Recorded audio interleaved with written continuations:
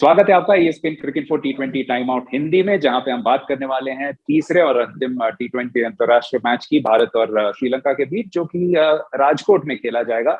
और सीरीज 1-1 की बराबरी पर है। कौन जीतेगा सीरीज, किसके पास ज्यादा एडवांटेज यहाँ पे हो सकता है, इस सिलसिले में बात करने के लिए हमारे साथ जुड़ रहे हैं पूर्व भारतीय टेस्ट क्रिकेटर वसीम जाफर।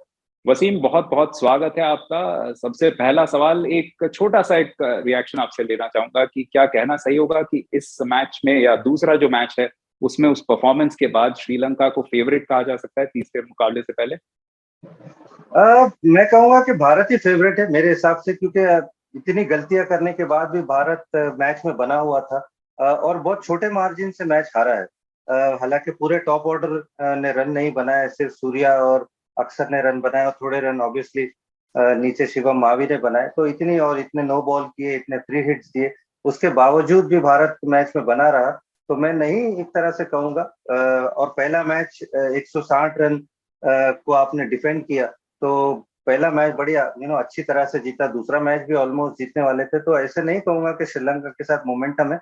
हाँ, श्रीलंका ने गलतियां कम की है, लेकिन इंडिया को डेफिनेटली मुझे लगता है कि थोड़े बेहतर बैटिंग भी करनी होगी और बॉलिंग में भी मुझे लगता है कि कमर कसनी होगी उनको। जी हाँ, बल्लेबाजी की बात करेंगे, लेकिन सबसे पहला सवाल आपसे ये पूछेंगे कि क्या एकादश वही रहेगा, क्योंकि हम देख रहे हैं हार्दिक पांड्या भी, जो हालिया भारतीय टीम मैनेजमेंट का एक फिलॉसफी रहा है कि एक ही टीम के साथ चलना और बराबर लोगों को मौका देना, उसमें विश्वास करते हैं। तो आपको लगता है कि उसी एकादश के साथ चलेंगे भारत, या कोई चेंज की गुंजाइश है, खासकर ये देखते हुए कि बल्लेबाजी में शायद थोड़ी सी कमजोरी नजर आ रही है?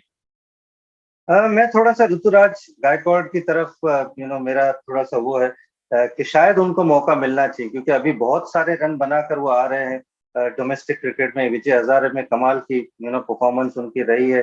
और शुभमन गिल का थोड़ा सा ये पिछले 2 मैचों में खासा फॉर्म नहीं रहा है, थोड़े से डिसअपॉइंटिंग रहे हैं। तो मैं थोड़ा ऋतुराज गायकवाड़ की तरफ रहूंगा कि शायद उनको मौका मिलना चाहिए एक मैच में। बहुत टाइम से वो बेंच पर है। बट बॉलिंग डिपार्टमेंट में नहीं, मैं अभी भी अर्शदीप को बैक करूंगा, इवन तो थोड़ा बहुत ही फॉरगेटफुल डे था उनके लिए। लेकिन आपको ऐसे सिचुएशन में उनको बैक करना होगा ताकि उनका कॉन्फिडेंस और लड़खड़ाए नहीं। तो बैटिंग में शायद मे भी एक चेंज हो सकता है, बट उसके अलावा नहीं देख रहा हूँ मैं कोई और चीज। जी हाँ, अगर आप देखें तो भारतीय गेंदबाजी में बहुत विविधता जरूर है, लेकिन बल्लेबाजी की बात फिर से कर लेते हैं वसीम, क्योंकि पहले टी20 में हमने देखा था, अगर हम आंकड़ों पे नजर डालें तो स्पिनर्स ने, जो श्रीलंकाई स्पिनर थे, उन्होंने भारतीय बल्लेबाजों को काफी परेशान किया था। दूसरे मैच में कसुन राजता ने बहुत अच्छी गेंदबाजी की थी। तो क्या यहाँ पे गलती हो रही है? क्या थोड़ा सा टाइम लगाने की जरूरत है भारतीय टॉप ऑर्डर को? क्योंकि सूर्य कुमार यादव ने दूसरे मैच में दिखाया कि अगर आप वक्त लें तो उसके बाद आप कैपिटलाइज कर सकते हैं इन पिचों पर। हाँ बिल्कुल, मुझे लगता है कि थोड़ा सा टाइम दोनों ही मैच में हमने देखा कि पहले मैच में भी कम स्कोर पे 4-5 विकेट गिर चुकी थी। उसके बाद दीपक हुडा और अक्षर ने जिस तरह की पार्टनरशिप लगाई, इस मैच में भी वैसे ही हुआ।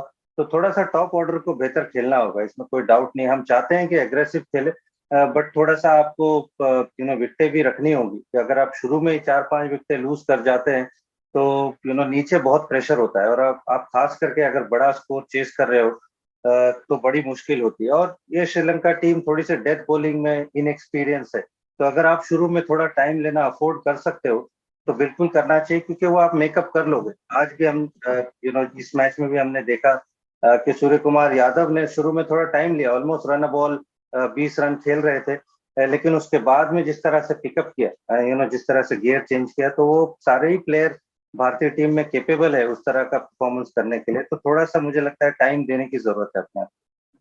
आपने अक्षर का जिक्र किया, तो आपसे बस एक छोटा सा सवाल पूछना चाहूंगा। अच्छे फॉर्म में चल रहे हैं, बहुत जबरदस्त बल्लेबाजी कर रहे हैं, स्पिनर्स के खिलाफ खासकर बहुत अच्छी आक्रामक बल्लेबाजी कर रहे हैं।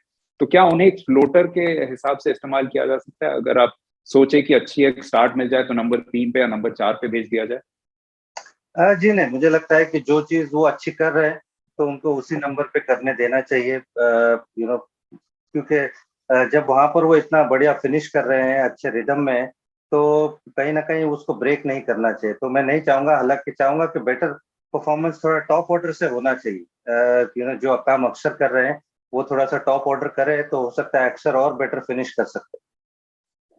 चलिए, अब बात कर लेते हैं राजकोट के मैदान की, और उससे हम क्या उम्मीद कर सकते हैं, क्योंकि सौराष्ट्र क्रिकेट एसोसिएशन स्टेडियम में 4 टी20 अंतर्राष्ट्रीय मैच हो चुके हैं। पहला वाला जो हुआ था 2013 में, उसमें भारत और ऑस्ट्रेलिया दोनों ने 200 से ज्यादा रन बनाए थे। लेकिन जो पिछला मुकाबला हुआ था साउथ अफ्रीका के खिलाफ पिछले जून, उसमें दूसरी पारी में साउथ अफ्रीका सिर्फ 87 पे सिमट गई थी।